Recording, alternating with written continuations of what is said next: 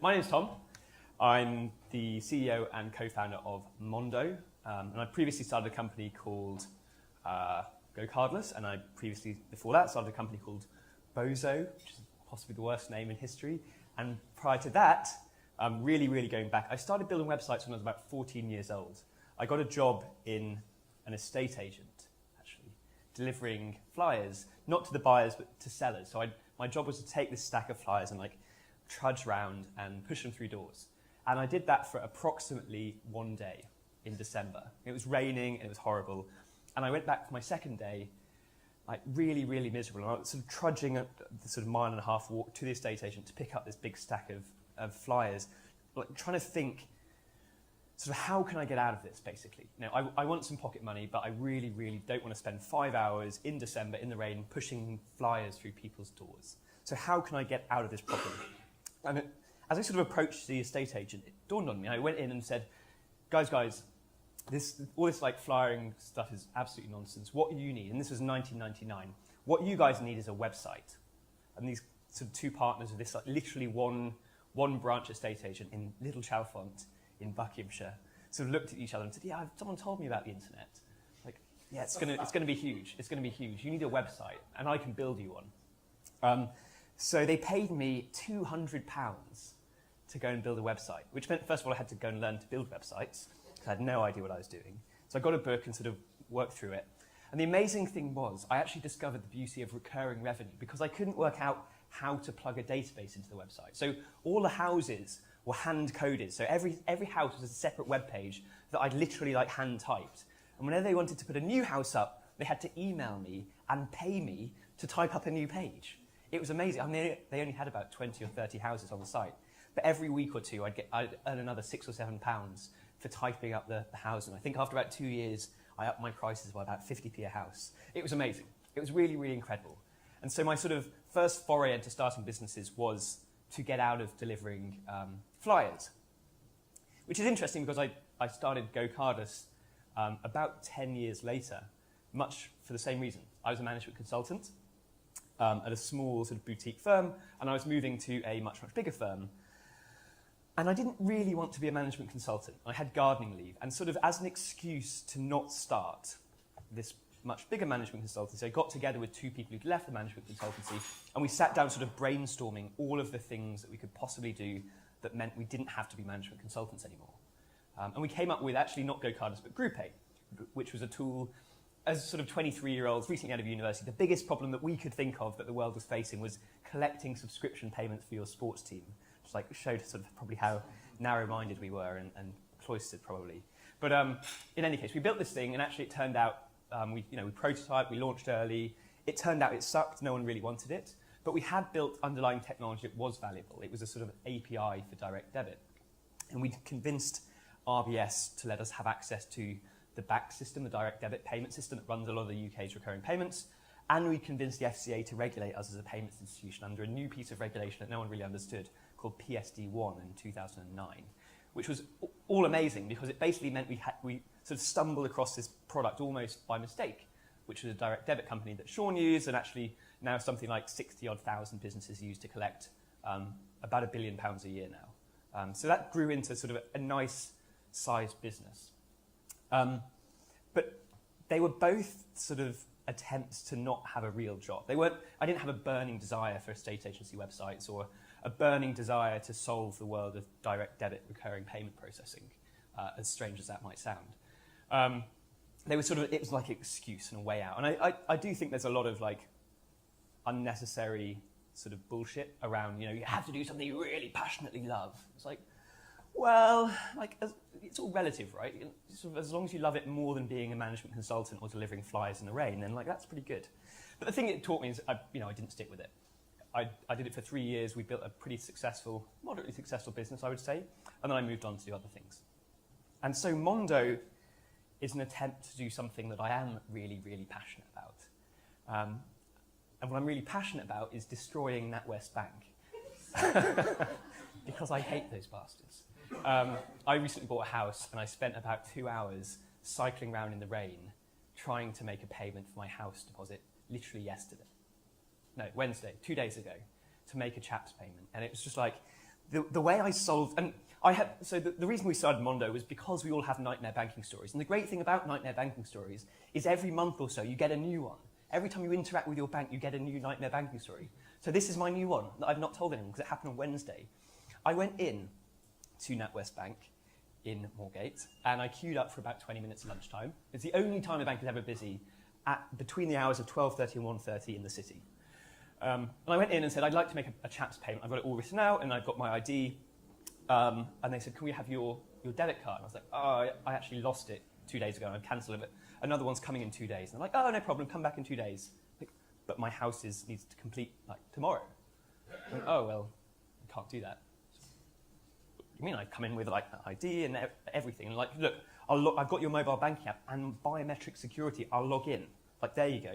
You can see the money. I went, oh no, it needs to be something physical that I can see. It's like, oh, what about a checkbook? Can you bring your checkbook in? It's like, I haven't had a checkbook for 10 years. And then they said, can you bring a paper statement in? I sort of looked at these people and went, sure I can. I'm going to walk up to that desk there and I'm going to ask them to print out a paper statement and I'm going to bring it back to you. And oh no, that won't work. It's not the right kind of paper statement. And so I had to cycle home. Oh, and it was 1:30 and the CHAPS cut-off with NatWest is 2 p.m. So I had about 25 minutes to cycle home to Highbury to get my second form of identity, to then cycle to a different it was the whole thing. And the way they finally solved this was to get me to fill in a piece of paper, write it out, and then they faxed it to head office. It was amazing that this bank still manages to, well, they've had one bailout, but to survive in a...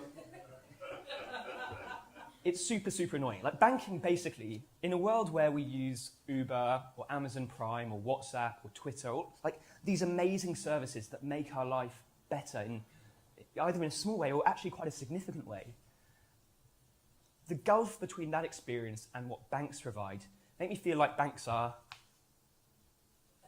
like this, stuck in the 19th century, basically.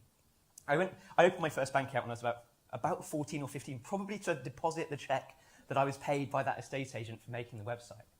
And I went in and it was an upgrade from Cheshire Building Society, which was, I got a passbook where they wrote credits and debits. And I went to NatWest Bank when I was 14.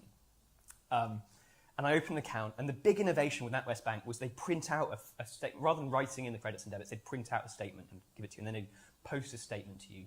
And then First Direct came along, and their big innovation was you could phone up to hear that statement, the credits and debits on your current account. It was a little bit late, a little bit out of date, and blah, blah, blah, it's fine. And then internet banking came, sort of heralded as a future, internet banking, where you could see a list of credits and debits laid out on a screen that looked a lot like your paper statement, but you didn't have to wait for the post anymore. That's pretty good. And now we have mobile banking. We have these supercomputers in our pockets, all of us, more power than apparently took the Apollo mission to the moon.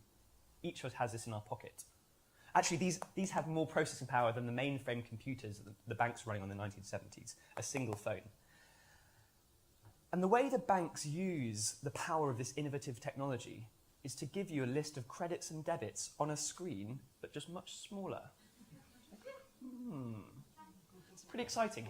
So the reason I love technology so much is its power to take science fiction, really science fiction, and turn it into reality.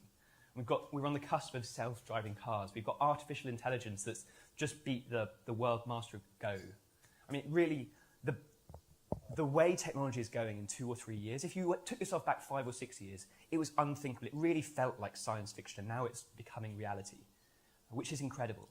And you compare that to your bank, where you have to go in and fill in a paper form that's faxed somewhere to make a fucking payment to buy a house. It just makes me so angry. And rather than this, the world looks like this. Everyone's living on these phones 24/7. So what could you do if you started from scratch and frankly were a little bit naive? And I think Sean's point about being a total outsider is a really, really good one. You go into a new industry, and because you don't know how it works, you have to reinvent it. That naivety is a huge, huge asset that I don't think people talk about enough. I was at a dinner with a bunch of bankers and trying to run an innovation lab. And they have the problem when banks try to innovate is they have all of this expertise. And the problem with expertise is it ties you down to the way you've done things for the whole of your career. And so you make very, very iterative improvements rather than just sort of look at the whole thing and crossing it out and going, none of this needs to exist at all. Like, to be able to sit somewhere and go, my job is fundamentally redundant, it's like a really, really hard thing to do. And so trying to innovate from within a big organization, you basically have to like step outside and just like put a sort of marker through the entire thing. So actually it shouldn't exist at all. We'll just bypass it entirely with technology or a smarter way of doing things. And so that's what we tried to do with Monzo. And the app looks a bit like this. We have a new release out which looks slightly different to this. But broadly, quick background before I dive into the app. We're starting a bank. We hope to be authorised as a fully regulated UK bank in about a handful of weeks. I was on the phone with our supervisors yesterday at the Bank of England, and we're very, very hopeful that in the very near future we will be a fully authorised bank, which is amazing.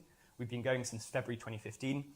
And as a sort of pilot, as a prototype, what we did was launch I've not got it on me, a prepaid debit card. It's hot coral, and there's a waiting list of many, many tens of thousands now, depending on you're on Android or iPhone. But I have 10 in my bag. So if you would like to try the Monzo app and are on iPhone for now, download the app and come and show me when you've got a little man on a bench, and I will give you a card and you can skip the sort of 70,000 person waiting list, or whatever it is now. So we're launching, indeed. We're launching the bank towards the end of the year, early next year, but as a prototype, we've basically built this, which is a prepaid debit card. And I really, really like the idea of sort of launching a prototype, launching before you're ready. And I love the way Sean did it back in the day with the paper sort of. I remember talking to Sean and his co-founder, like literally in 2012, sort of brainstorming ways of basically testing out the idea without having to build a huge app. And the paper, I've actually written a blog post literally about that. You can find it on tomblomfield.com about the idea of paper prototyping and faking it all behind the scenes. A little harder in financial services, so we very, very quickly built a prepaid debit card, sort of app on a prepaid debit card, and you can do things like when you lose your card, you can freeze it. And if you find it again, you tap it and you unfreeze it. And it just works.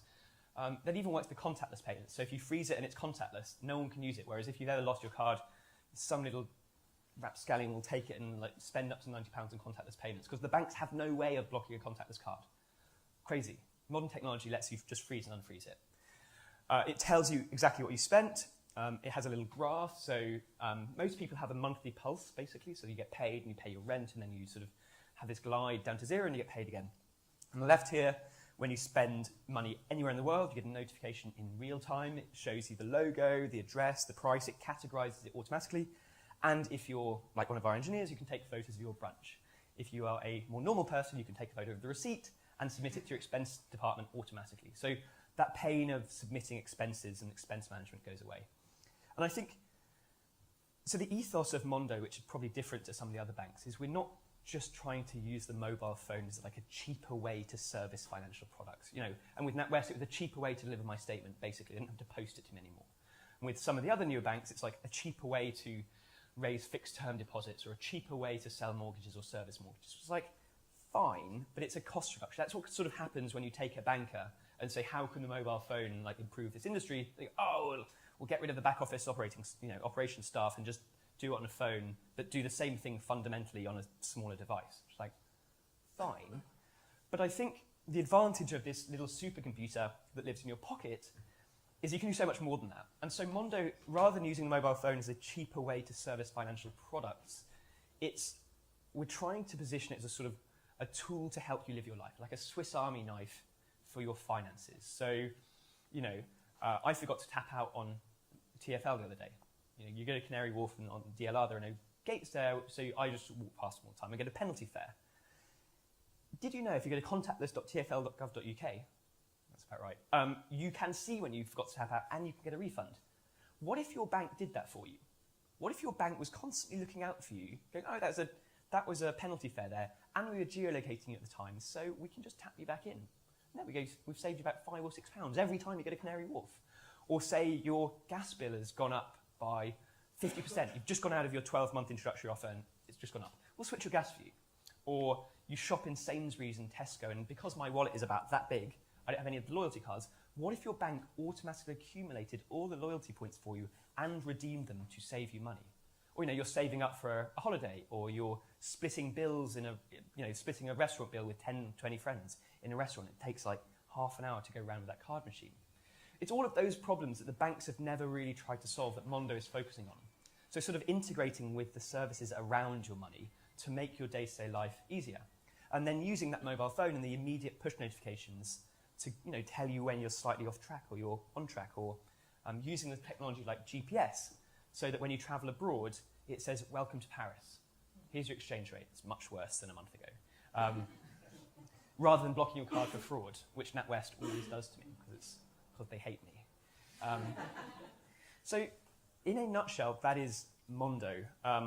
I can keep talking for hours and hours and hours, but I won't. I'll probably sit down and answer any questions you may have.